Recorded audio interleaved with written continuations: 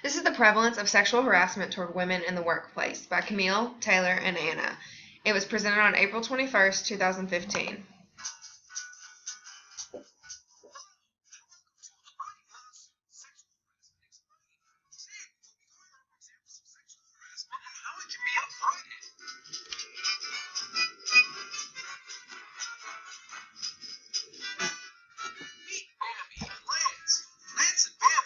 Professional working relationship.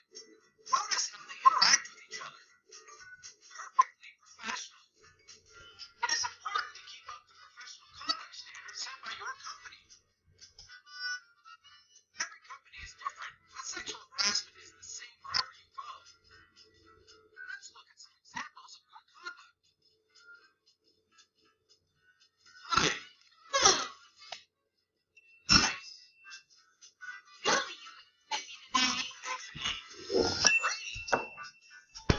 Hey, good job on that presentation. Thanks, I worked hard on it. It sure shows.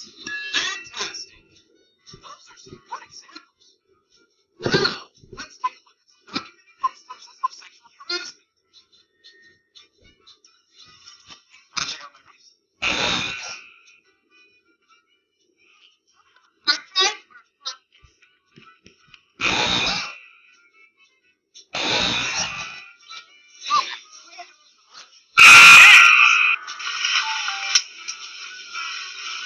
Hey, nice ass. My goodness.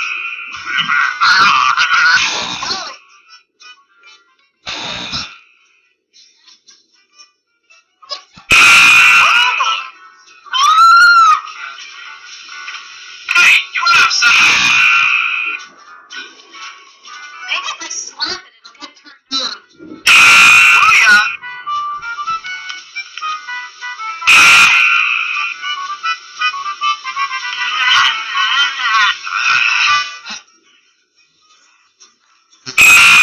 Lovely. Remember, sexual harassment is bad and can get you put in a slammer. Or you can get syphilis. But you probably already have syphilis if you are sexually harassing somebody. Good luck.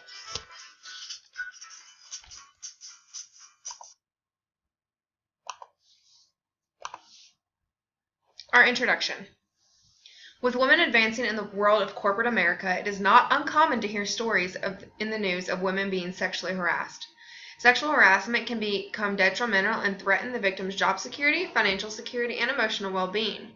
We feel that it is important to educate our peers on this prevalent issue by providing knowledge and specific examples, especially as we all prepare to enter the corporate job world after graduation. Why did we choose this topic?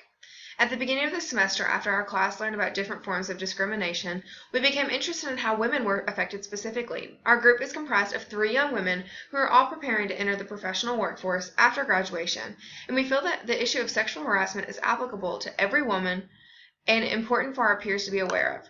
We have focused on 2 current cases, which both happened in 2011. The first one is UBS Financial Services versus Carla Ingram. Carla Ingram was 51 years old in 2011 and dealt with her supervisor repetitively making comments on her body and other inappropriate things as well. Her employer, UBS Financial, fired her after she made the allegations, but the court ruled in her favor and the jury awarded her $10.6 million. The second one was Alfred versus Aaron Rentals. Ashley Alfred is a victim of extreme sexual harassment by her boss. Not only were sexual comments made, but sexual actions against her were made as well. Ashley was an employee of Aaron's, and the jury only deliberated her case for roughly 3 days. She was awarded $95 million, but only was able to claim about $40 million of it due to statutory limits. Some sexual harassment facts. 1 in 3 women between the ages of 18 and 24 have been sexually harassed at work.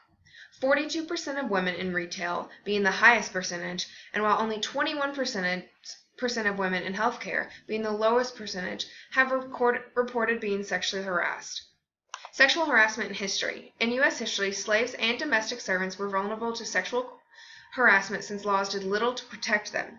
Groups such as the Women's Christian Temperance Movement and labor activists worked to protect women from sexual harassment in the late 19th and early 20th centuries. That's when, in 1964, Title VII of the Civil Rights Act was put into place. Sexual harassment is considered to be a form of sexual discrimination and thus is covered under Title VII of the Civil Rights Act of 1964. This applies to companies who employ more than 15 people and include both state and local governments. Where it is now. On February 12, 2015, the National Women's Law Center submitted a testimony before the Maryland House of Health and Government Operations Committee in support of House Bill 42, the Fair Employment Preservation Act of 2015.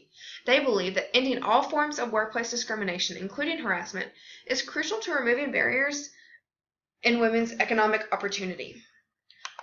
Recently, there have been more and more cases of sexual harassment in the workplace against women. Courts have been awarding millions of dollars to women in these cases. Laws that prevent sexual harassment against women in the workplace are pretty standard and standing and have not changed much throughout the years, but cases are still occurring. Our case law. We focused on two cases. Burlington Industries versus Ellerth. Being one of the most well-known court cases on sexual harassment, this case is about Kimberly Ellerth, who was being sexually harassed by her supervisor. She refused his advances and did not suffer any retaliation. She remained silent on her supervisor's conduct. Under Title VII of the Civil Rights Act of 1964, in a 7-2 ruling, the court upheld that employers are vicariously liable for supervisors who create a hostile work environment for those working underneath them. The second one was the EEOC versus Mitsubishi. After a 2-year fight against sexual harassment claims from 350 female employees at the company's Illinois auto factory, Mitsubishi Motors was paid hundreds of female employees a total of $34 million, one of the largest settlements on record for a corporate court case. Our scholarly analysis. Under Stanford Law, Professor Frank argues that the link between sexual harassment and sexual discrimination has been under-theorized by the Supreme Court. In the absence of a principled theory of wrong sexual harassment, Professor Frank argues that lower courts have developed a body of sexual harassment law that goes against the legal norm against sexual discrimination. The second one was by Justin Smith of the New York University Law Review. The new liability regime, in which liability standards vary depending upon both the type of harassment and upon the harasser and the victim, is less than ideal. He believes that applying an economic understanding of causation, that there is no sound basis for varying liability standards. We formed our own review. Like Frank, we believe that it is the why, not the what, of sexual harassment that we feel deserves closer theoretical attention. The Supreme Court should take the next opportunity to impose a set standard of strict liability for sexual harassment by coworkers and supervisors, thereby establishing a coherent and uniform liability standard. And finally, our conclusion. In summation, we believe that employers and employees should continue to make strides to prevent sexual harassment. Through creating our presentation, we have gained a wide array of knowledge in regards to our topic, and we hope that our peers are able to say the same. From discovering case precedents, both new and old, we learn that sexual harassment is something that occurs far too often. With more sexual harassment victims coming forward and filing complaints with various agencies, justice is finally being served to women across the country. As women continue to fill positions in corporate America, we hope that the prevalence of sexual harassment starts to decrease. Thank you so much for listening to our presentation, and we hope that you have learned just as much as we have.